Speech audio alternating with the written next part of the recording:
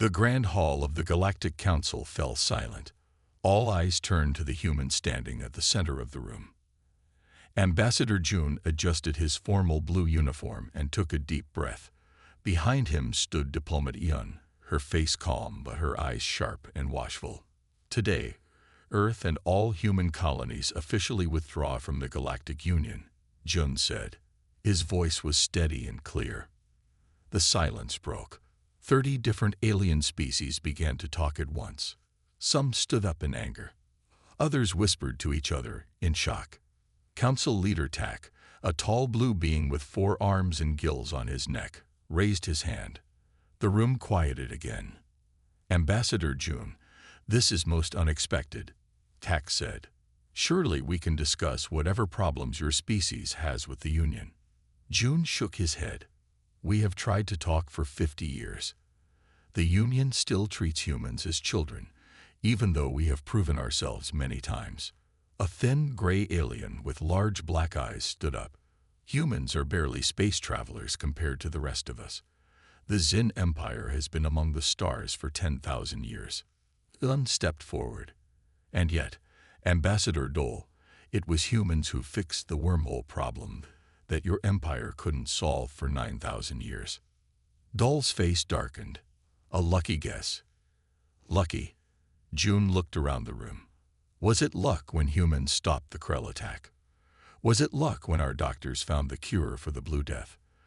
Was it luck when our banks saved the Union economy during the Great Collapse? No one answered. Many aliens looked away. For 200 years, we have helped this Union grow, June continued. We have fought in your wars. We have healed your sick. We have fixed your ships and built your stations. And still, you vote against us at every turn. You take our ideas and claim them as your own. You keep us off the High Council. Tak's gills fluttered with concern. Ambassador, please. The Union needs humanity. Does it? Ion asked. Then why does the Union pretend it doesn't? From the back of the room, a small orange alien with 6 eyes spoke. The humans are bluffing. They need our trade routes. They need our technology. June smiled, but there was no joy in it. Chief Mook, when was the last time you checked who owns 60% of those trade routes, or who makes the parts for your ships? Mook's 6 eyes blinked rapidly. Humanity doesn't need the Union, June said.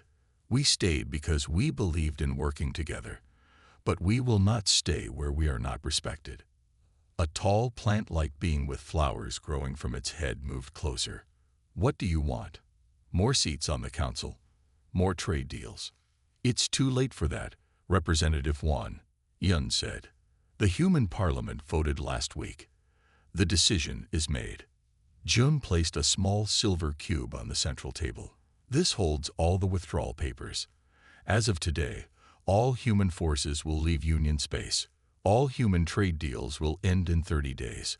All human technology support will stop in 60 days. The room erupted again. Some aliens shouted. Others pleaded. Tak watched silently. Unlike the others, he had always respected humans. They were young, yes, but they learned fast.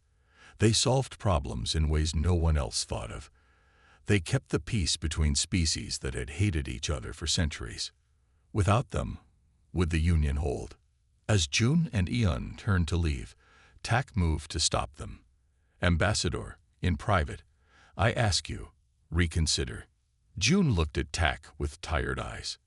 For 2 centuries, we tried to be good members of this Union. We followed your rules.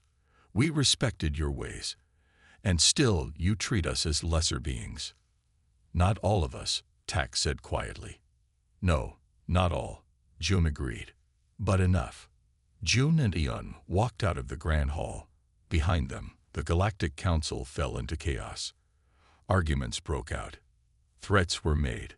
Old enemies faced each other across the room. And so began the first day of a galaxy without humanity. 3 months had passed since humans left the Galactic Union. The effects were already showing. Admiral Sook stood on the bridge of the Earth ship Horizon and watched as the last human soldiers boarded from the Union base on planet Krell. The soldiers looked happy to go home. They had been peacekeepers here for 20 years.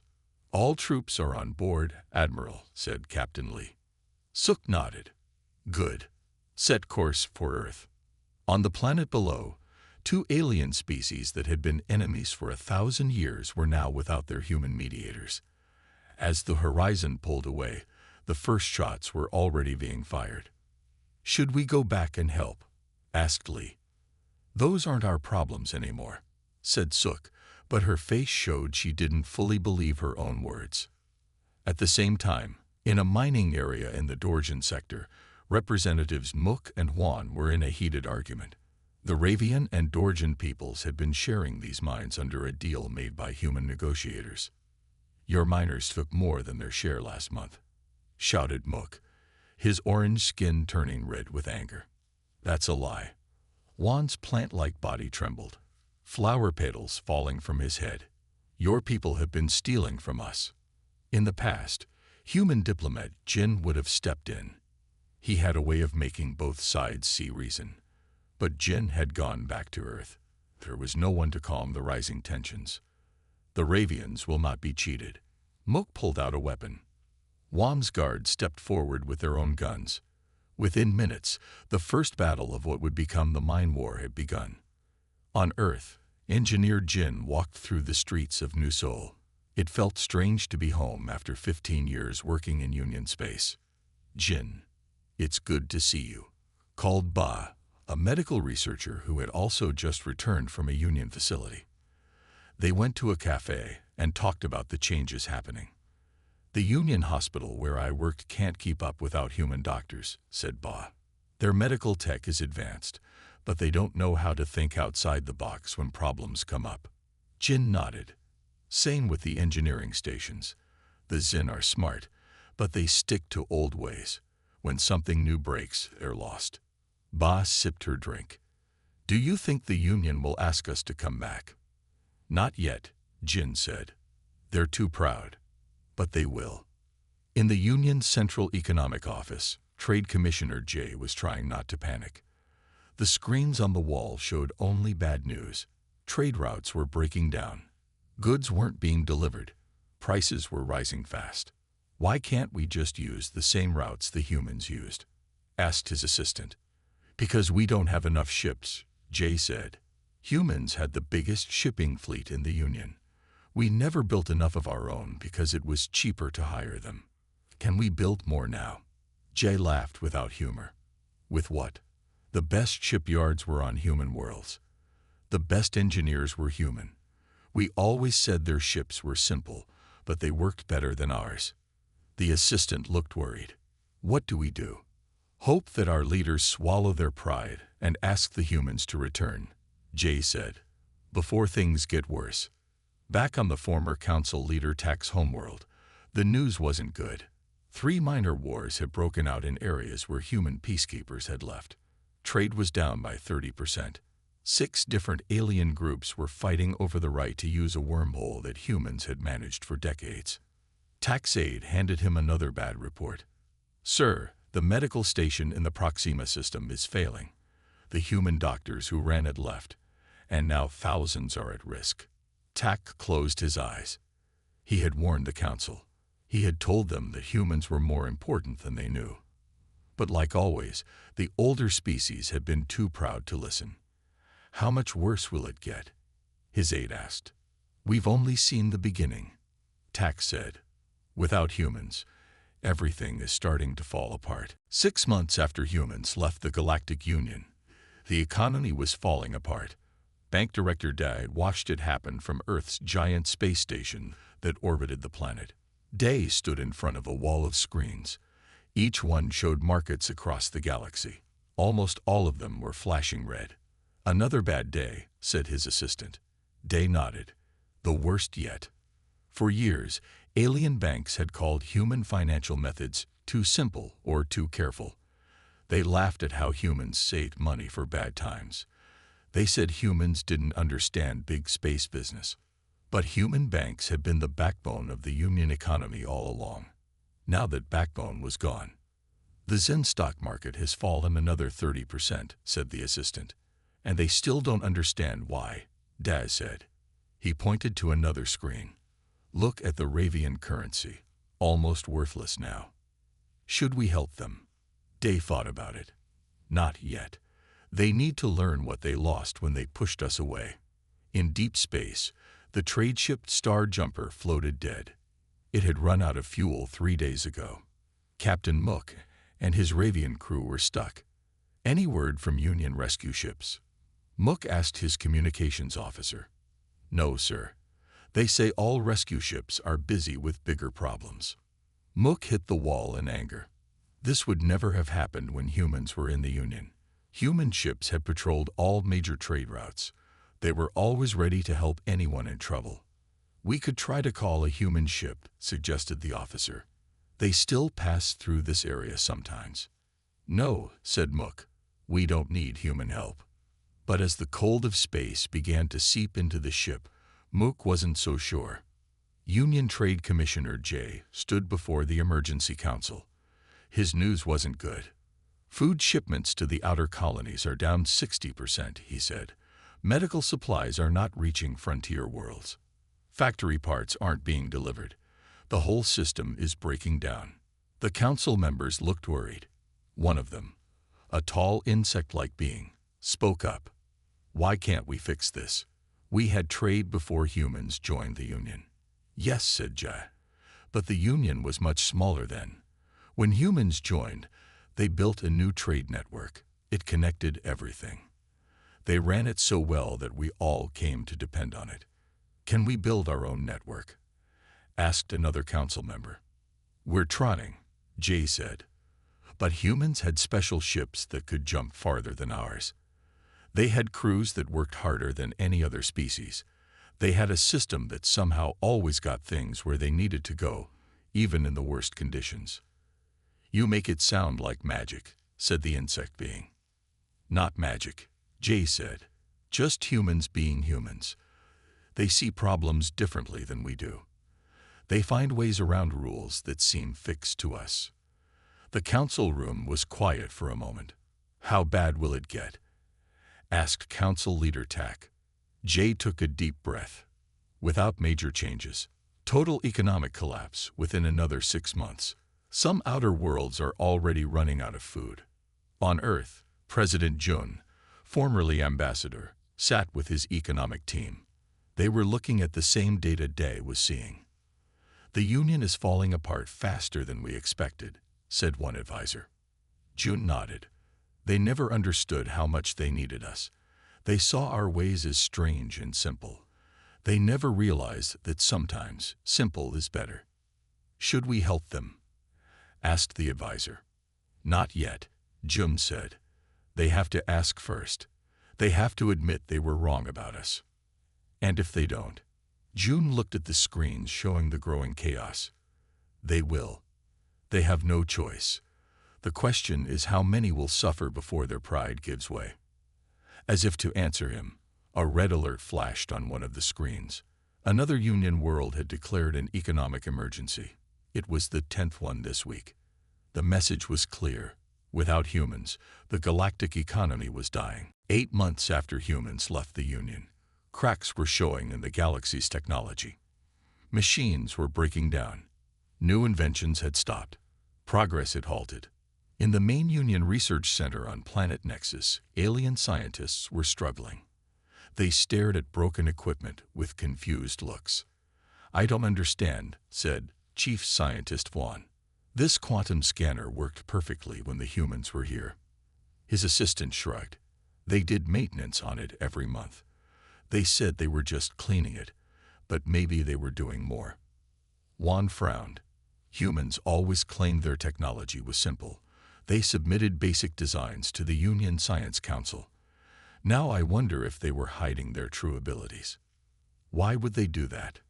Asked the assistant. Maybe they knew how other species treated those who became too powerful, Juan said quietly. On Earth, tech company CEO Sung walked through his factory. Workers were building new ships, better than any the Union had ever seen. We always had these designs, Sung explained to President Jun, who was visiting the factory. But we never shared them with the Union. Why not? Asked June. Because the Union laws said advanced technology had to be shared with all member species, Sung said. We saw how they treated the Dorjans when they developed jump gate technology. The Union took control of it and gave the Dorjans almost nothing. June nodded. So we held back. We gave them good technology, Sung said, but never our best. And now they're finding out that even our simple designs needed human minds to keep them working properly. Dr. Ba was the last human at Union Medical Station 7. She had stayed behind when other humans left, feeling she couldn't abandon her patients. Now she watched as her alien colleagues struggled with equipment. The tissue regenerator is failing again, said an alien doctor. Can you fix it, Ba? Ba sighed. She had fixed it 10 times in the past month. The alien doctors were brilliant in many ways, but they couldn't troubleshoot human-made machines. I'll try, she said, but she was tired. And she was starting to think she should go home to Earth. That night, she sent a message to her old boss on Earth. The medical situation is getting bad here, she wrote. Without humans to maintain equipment, patients are suffering. Should I stay and help or come home like the others? The answer came the next day. Come home, Ba. Let them feel what they've lost. They need to learn. Ba looked around at the medical station that had been her home for 5 years. With a heavy heart, she began to pack. In the Union Science Council meeting, representatives from 30 species argued loudly. We need to develop our own technology to replace what the humans took, shouted one. With what resources? Asked another. The economy is in ruins. How hard can it be to copy their designs? Asked a third. Council leader Tak spoke up. We've tried, but human technology worked differently than we thought. What looked simple on the surface had hidden complexity, and they designed things to work with human hands and human thinking. Are you saying we're not smart enough? Asked an angry representative. No, said Tak, just different. Humans think in ways we don't. They solve problems differently. Their technology reflected that. An alarm sounded, interrupting the meeting. The council room's lights flickered and went out. After a moment, emergency power came on. What now? Groaned a council member. The main power station is down again, said Tak. The one humans built for us 50 years ago. The one they maintained every year. The one they tried to teach us how to run ourselves. And we didn't learn, said another member softly. No, agreed Tak. We didn't. We thought we didn't need to. As they sat in the dim emergency light, the truth was clear. The galaxy's technology was failing without the humans who had created and maintained so much of it. 10 months after humans left the Galactic Union, something strange was happening. Aliens were bored. The great entertainment centers of the Union were nearly empty. Virtual reality halls that once had long lines now had few visitors. Concert spaces echoed with silence. Art galleries showed the same works that had been there for years. Cultural attaché Wu sat in her office on Earth, looking at message after message from across the galaxy. They all asked the same thing. Please send human entertainment. Another request from the Xin Empire, said her assistant. They want human music, movies, games, anything. Wu smiled. Funny how they used to call our art too simple and too emotional. Now they can't live without it. What should I tell them? The same thing we've told everyone else. If they want human culture, they need to support human membership in the Union, with full rights. On the pleasure planet Hidden, club owner Mook looked at his empty business with sad eyes. For 50 years, his club had been filled with aliens wanting to experience human music, dance, and games. Now it was empty. Why don't you play Dorjan music? Asked a friend. Or Ravian light shows. I've tried, said Mook. No one wants them. There's something about human art that speaks to everyone, even species that are nothing like humans. He walked to a storage room and pulled out an old human musical instrument called a guitar. One of the human musicians had left it behind. Mook tried to play it, but his 6-fingered hands couldn't make the right sounds. "We need them back," he said softly. On Earth, singer Hyun was performing to a full stadium. Since humans had come home, Earth's entertainment industry was booming. Artists who had spread their talents across the galaxy were now focused on their home planet. "It feels good to sing for people who really understand my music," Hyun told a reporter after the show. "Do you miss your alien fans?" the reporter asked. Hyun thought about it. Sometimes, they didn't always get what my songs were about, but they tried. And some species, like the Dorjans, were very emotional listeners. "Would you go back to performing in Union space?" "Maybe," Hyun said, "but only if things change. We were treated like second-class citizens out there, even though our culture was what everyone wanted." In the Union Cultural Ministry, Director Hwan was facing a crisis. Attendance at all cultural events was down by 70%. Virtual entertainment use had dropped by half. Even alien artists were producing less work. "I don't understand," he told his staff. "Humans have been gone for almost a year. Why haven't our own artists filled the gap?" An aide spoke up. "Sir, many of our artists were inspired by human works. Without that new input, they've run out of ideas." "That's ridiculous," said Hwan. "Our species were creating art for thousands of years before we met humans." "Yes," said the aide, "but humans created so much, so quickly. They had new ideas all the time. They tried things no one else would try. It pushed everyone else to do better." Hwan sat down heavily. "So without humans, Union culture is dying," the aide finished. On the Union capital world, former council leader Tak was meeting with a small group of high officials. They met in secret, away from the rest of the council. "The situation is worse than we expected," Tak said. "The economic collapse, the technology failures, those were bad enough. But now we face a cultural crisis too." "It's just entertainment," said one official. "Surely we can live without human music and stories." "It's more than that," said another. "Human culture brought joy and new ideas to the Union. Without it, people are losing hope. Morale is falling everywhere." Tak nodded. "We need to face the truth. We need humans back." "The council will never agree to their terms," said the first official. "Equal voting rights, acknowledgement of their contributions. Many species will see it as giving in to human demands. Then those species can continue to watch their worlds fall apart," Tak said firmly. "Because without humans, that's exactly what will happen." The room fell silent as the truth sank in. The galaxy needed humans, not just for their technology or trade, but for their spirit. 1 year after humans left the Union, the galaxy was no longer safe. Pirates attacked trade ships. Raiders hit outer colonies. Small wars grew into bigger ones. The peace that had lasted for 200 years was breaking. General Yu stood in Earth's Defense Command Center. Large screens showed the growing chaos across what used to be Union space. "Another distress call from the Dorjan colonies," said Yu's aide. "Raiders have hit 3 more planets." Yu nodded. "And let me guess, they want our help." "Yes, sir. They're offering to pay this time." Yu laughed without humor. "For 2 centuries, they called our military too aggressive and unnecessarily prepared. Now they see why we were always ready." The screen showed another battle breaking out in a distant star system. Yu had served in the Union forces for 40 years before returning to Earth. He knew what was happening out there. "The Union never understood that peace isn't natural," he said. "It must be protected." Humans knew that. On the frontier world of Nexus 7, the situation was desperate. Once peaceful aliens called Ravians had invaded, killing and destroying.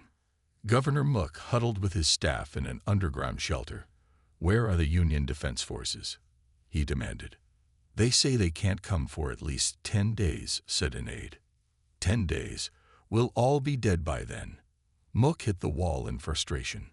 When humans ran Union defense, response time was 48 hours, max. "Should we try to call Earth for help?" asked another aide.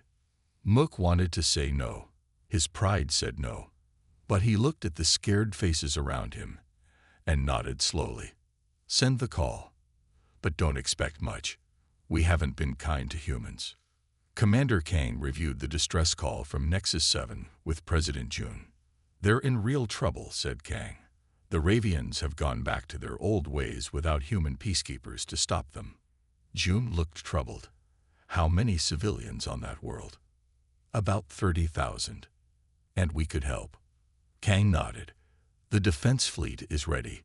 We could be there in 36 hours. June walked to the window and looked up at the stars. When we left the Union, I thought it would take 6 months for them to ask us back. It's been a year, and still their pride won't let them admit they need us. But these people on Nexus 7, they're asking, said Kang. Yes, June said quietly. They are. On the Union capital world, the Defense Council was in emergency session. The large room was filled with worried faces. 3 more member worlds have been attacked, said Defense Minister Juan. Union forces are spread too thin. We can't protect everyone. An angry council member stood up. How is this possible? The Union military was the strongest in the galaxy. Security Chief Han stepped forward. His face was grim. No, it wasn't. Human forces made up 40% of our strength, and not just in numbers. Their tactics, their training methods, their ability to react quickly to new threats, these were the real strength of Union defense. But humans were always complaining about doing most of the fighting, said another council member. Yes, said Han, because they were.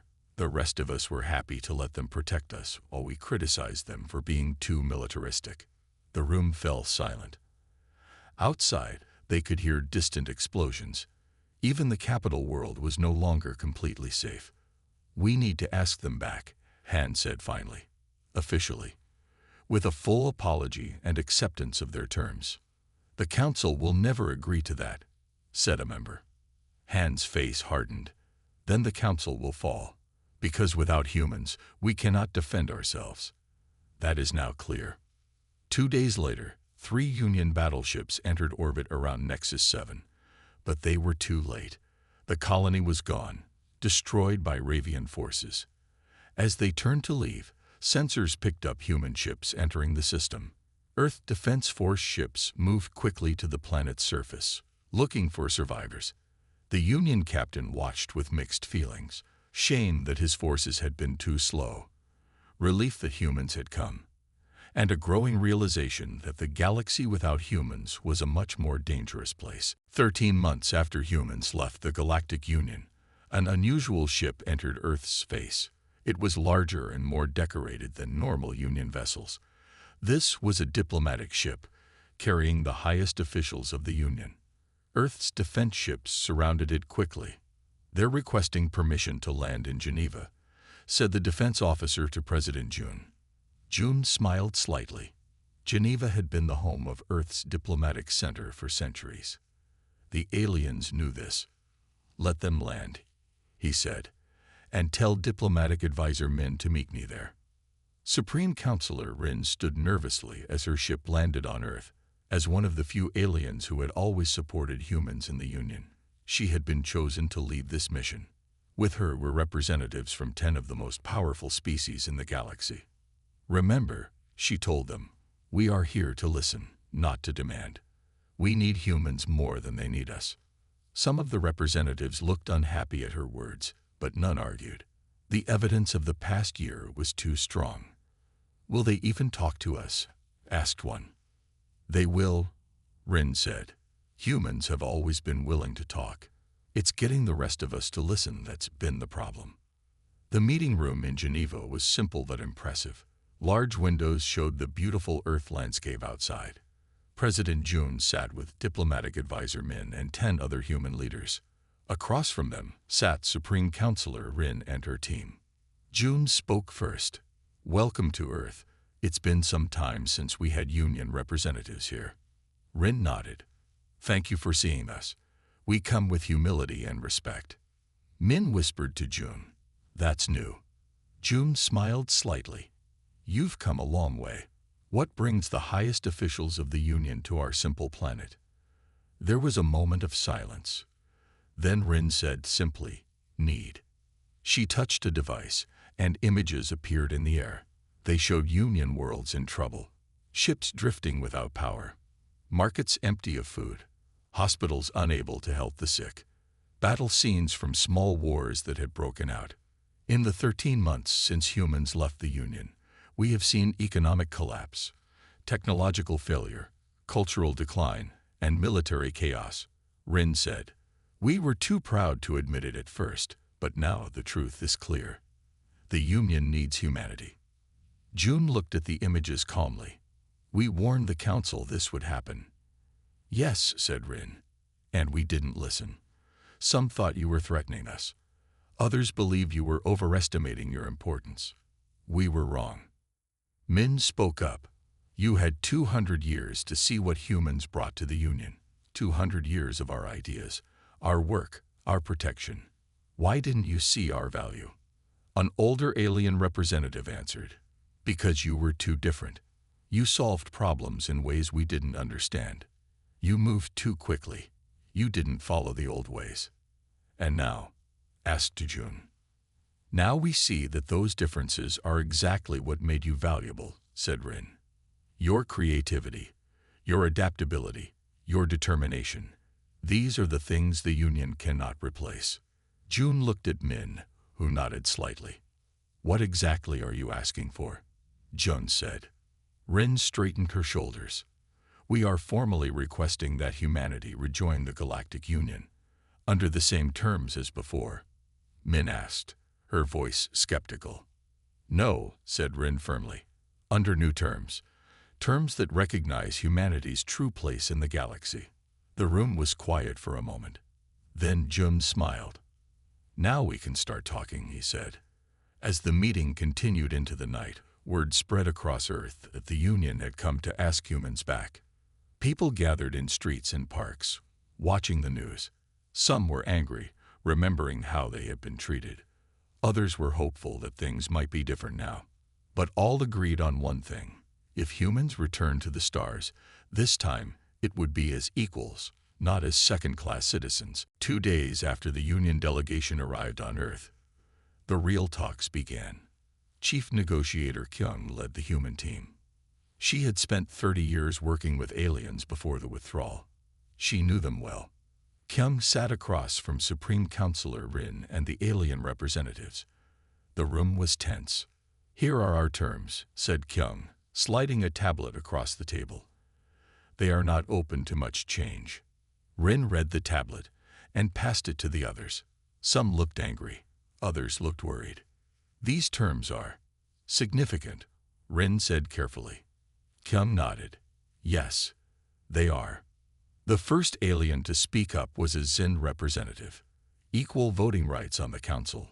Humans have only been in space for a few centuries. Some of us have been there for thousands of years. And how has that worked out for the galaxy? Asked Kyung calmly. The old ways led to the current collapse. Another alien spoke. Acknowledgement of human contributions to Union development. That would mean admitting we were wrong about many things. Yes, said Kyung. It would. Because you were. A third representative pointed to the tablet with a trembling hand. Autonomy over human technology sharing.